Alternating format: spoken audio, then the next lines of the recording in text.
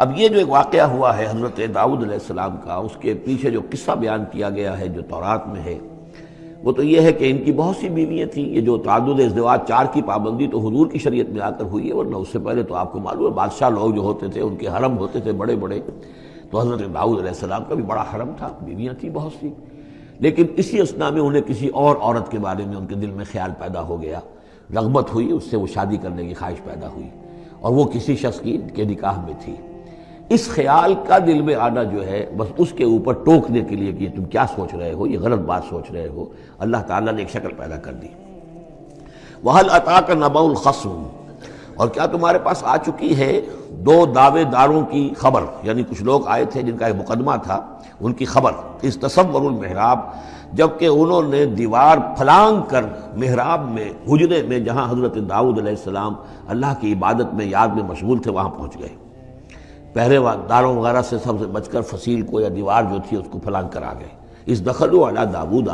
اب جب وہ وہاں وہ تنہا اللہ کی یاد میں تھے، انہوں نے دیکھا اللہ داؤد نے کہ 2 اشخاص آ گئے ہیں، فَفَزِعَ مِنْهُمْ، تو وہ ڈرے ان سے کہ پتہ نہیں کس نیت سے آئے ہیں، کس ارادے سے آئے ہیں، 2 انسان ہیں۔ قَالُوا لَا تَخَفْ، انہوں نے کہا کہ آپ ڈریں نہیں، خصمان بغا بعضنا علی بعض، ہم 2 ہیں ایک دوسرے کے مقابلے کے فریق۔ خصم کہتے ہیں جو ایک دوسرے کے بالمقابل ہوں، مخالف، ہم 2 مخالف ہیں، بغا بعضنا علی بعض، ہم میں سے کسی نے دوسرے پر زیادتی کی ہے۔ فاحکم بیننا بالحق، تو ہمارے مابین حق کے ساتھ فیصلہ کیجئے۔ ولا تشتت، اور دیکھیے اسے ٹالیے نہیں، آپ کہہ کہ کل آنا پرسوں آنا، یہ نہیں، یہ معاملہ ہمارا بڑا ایمرجنسی والا ہے، فوری طور پر ہم چاہتے ہیں کہ آپ ہمیں بتائیں۔ وَاهْدِنَا إِلَىٰ سَوَاءِ الصِّرَاطِ، اور سوائے الصراط، اور ہمیں پھر ہدایت دیجیے سیدھے راستے کی طرف کہ کیا کون سی شکل بہتر ہے، کون سا راستہ صحیح ہے۔ إِنَّ هَٰذَا أَخِي، اب یہ جو مدعی تھا وہ کہہ رہا ہے یہ میرا بھائی ہے، لَهُ 99 نَعْجَةً، اس کے پاس 99 دمبیاں ہیں، یعنی اس کا جو ہے بہت بڑا جو ہے ریوڑ ہے اس کے پاس۔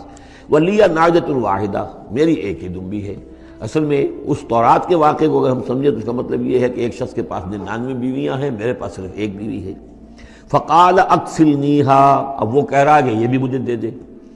وعزنی فی الخطاب، اور اس نے مجھے دبا لیا ہے، یعنی دباؤ ڈال رہا ہے مجھ پر، پریشرائز کر رہا ہے، جو گفتگو کرتا ہے تو بڑے زوردار انداز میں کرتا ہے۔ قال لقد ظلمک بسؤالک، بسؤال ناجتک الی نعاجہ، حضرت داؤد نے فوراً کہا کہ یہ تو بڑی ظلم کی بات ہے، واقعتاً اس نے بہت ظلم کیا تمہارے اوپر کہ تمہاری دمبی جو ہے اب اس پر بھی اس کی نظر ہے، اور وہ اس کو چاہتا ہے تم سے لے لے اور اپنی دمبیوں میں اس کو بھی شامل کر لے ریوڑ میں۔ وَإِنَّ كَثِيرًا مِنَ الْخُلَطَاءِ لَيَبْغِي بَعْضُهُمْ عَلَىٰ بَعْضٍ، اور یقیناً جن لوگوں کا معاملہ مشترک ہوتا ہے، قریبی رشتہ دار ہوتے ہیں، قرابت دار ہوتے ہیں، جس کو پنجابی میں شریکہ کہتے ہیں، یہ شریکے والوں میں ہوتا ہی ہے کہ ایک دوسرے پر کوئی زیادتی کر بیٹھتے ہیں۔ وَإِنَّ الْخُلَطَاءَ كَثِيرًا مِنَ الْخُلَطَاءِ لَيَبْغِي بَعْضُهُمْ عَلَىٰ بَعْضٍ، کوئی ایک دوسرے پر زیادتی کر بیٹھتے ہیں۔ إِلَّا الَّذِينَ آمَنُوا وَعَمِلُوا الصَّالِحَاتِ، سوائے ان کے کہ جو صاحب ایمان ہوں اور نیک عمل والے ہوں۔ وَقَلِيلٌ مَّا هُمْ، اور ایسے لوگ بہرحال کم ہوتے ہیں، زیادہ تعداد میں نہیں ہوتے۔ وَظَنَّ دَاوُودُ أَنَّمَا فَتَنَّاهُ، اس پر اچانک خیال آیا داؤد کو کہ یہ تو اصل میں سارا معاملہ جو ہے اللہ تعالیٰ نے مجھے آزمایا ہے، اللہ تعالیٰ نے در حقیقت مجھے متنبع کرنے کے لیے یہ ساری صورتحال جو پیدا فرمائی ہے۔ انہیں اپنے اس خیال کے اوپر پھر جو تنبع ہوا،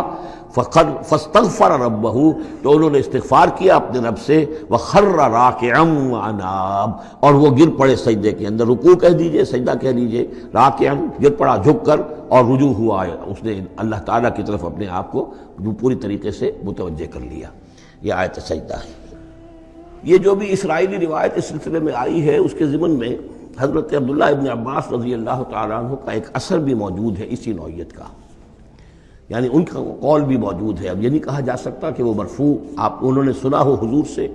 یا یہ کہ وہ صرف جو ہے روایت انہوں نے یہود سے سنی ہو اور اسی کو بیان کر دیا ہو، واللہ عالم۔